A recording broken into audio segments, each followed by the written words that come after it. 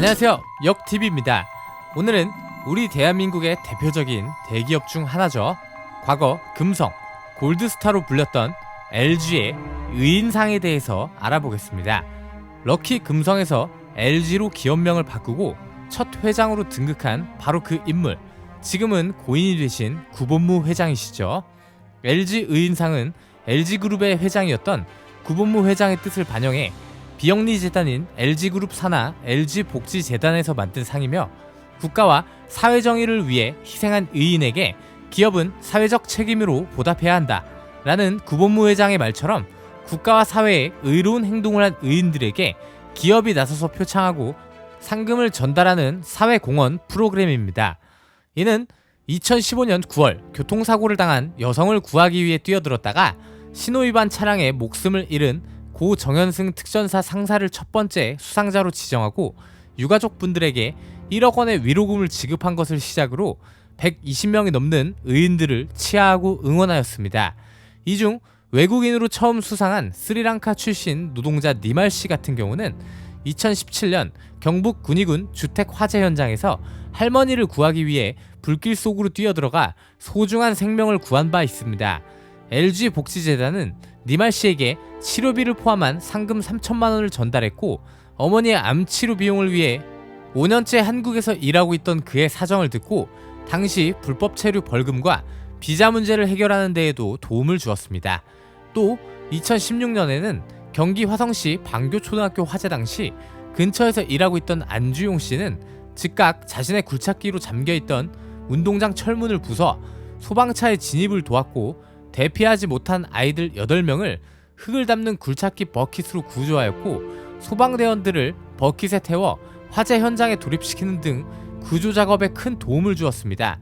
이로 인해 LG 의인상을 수여받았습니다.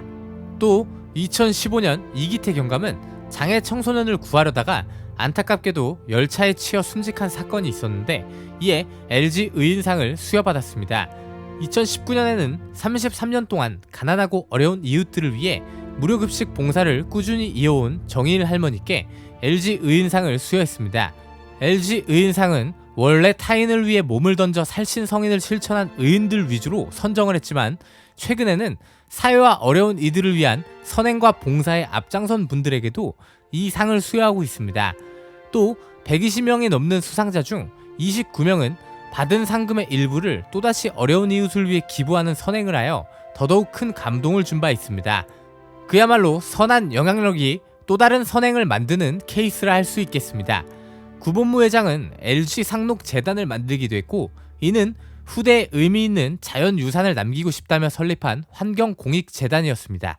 구본무 회장은 LG재단 말고도 자비로 2017년 강원도 철원 총기 사고 당시 순직한 병사의 아버지를 위해 1억의 위로금을 내기도 했습니다. 이는 순직한 병사의 아버지가 빗나간 탄환을 어느 병사가 쐈는지 밝히거나 처벌하는 것을 절대 원하지 않는다. 총을 쏜 병사가 큰 자책감과 부담감을 안고 살아가선 안 될 것이다. 다시는 이런 일이 발생하지 않도록 사격장에 안전통제 시스템을 갖춰달라고 말한 부분에 감동을 받아 이 사건에는 LG 의인상의 기준을 적용할 수 없기에 본인의 돈으로 따로 위로금을 전달하게 된 사연이었습니다. 또 이 이야기는 할까 말까 했는데 해야겠습니다. 2015년 DMZ 목함질의 폭발로 우리 대한민국의 소중한 청년 2명, 김정원 하사는 오른쪽 다리를, 하재현 하사는 두 다리를 모두 잃었습니다.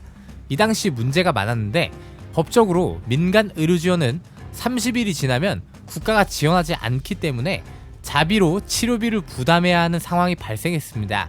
구본무 회장과 LG그룹에선 당시 각각 5억 원씩 총 10억을 위로금으로 지급하겠다 했지만, 국세청은 이에 대해 세금을 부과하겠다고 하자 논란이 된 바 있습니다. 과거에도 순직한 경찰관의 위로금 5억 원에 9천만 원의 세금을 부과한 적이 있기 때문입니다. 치료비 논란이 대대적으로 공중파에까지 보도가 되자 국방부는 하재현 하사의 치료비를 전액 지원하겠다고 나섰습니다. 또한 민간병원의 치료비 지급 기간 개정에 대한 검토 이야기가 나왔습니다. 솔직하게 이게 대대적으로 보도가 되고 관심이 집중되지 않았다면 과거에도 이런 비슷한 사례가 있었는데, 2014년도에 지뢰를 밟아 다친 군인도 치료비 중 상당히 많은 금액을 자비로 낸 경우가 있었습니다.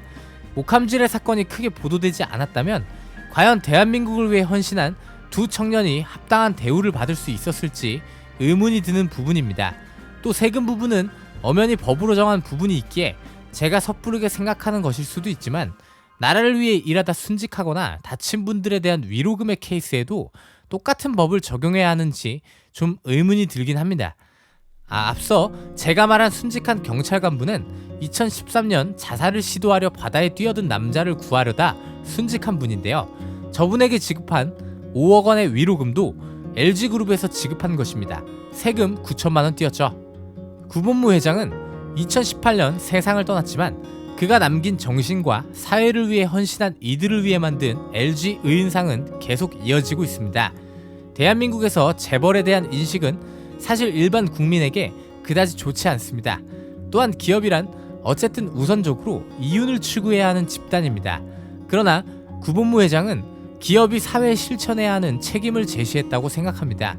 또한 궁극적으로 그가 꿈꿨던 사회 정의와 선한 영향력이 궁극적으로 기업과 사회, 우리 대한민국 전체의 발전으로 쭉 이어졌으면 하는 바람입니다.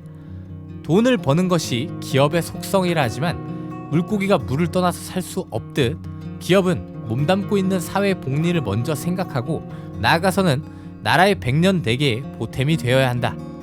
구본무 회장의 할아버지이며 LG의 창업주, 구인의 회장